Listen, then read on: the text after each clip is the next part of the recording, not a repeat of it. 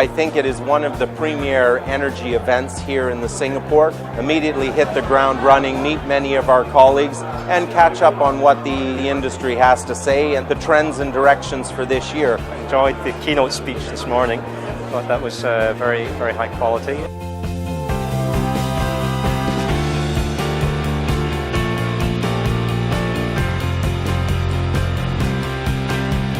We're very pleased to be here. There's often a talk about technology and the fact that the oil industry is quite conservative.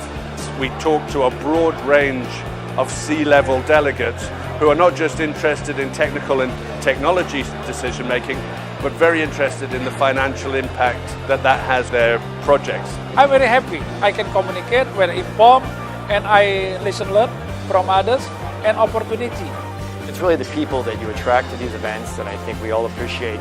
Seeing people that we wouldn't run into on a normal day-to-day. Look, I think it's really a great platform to really link into to the industry experts. It's really also the right level to actually do the business development. I definitely would be also encouraging our company to come and participate.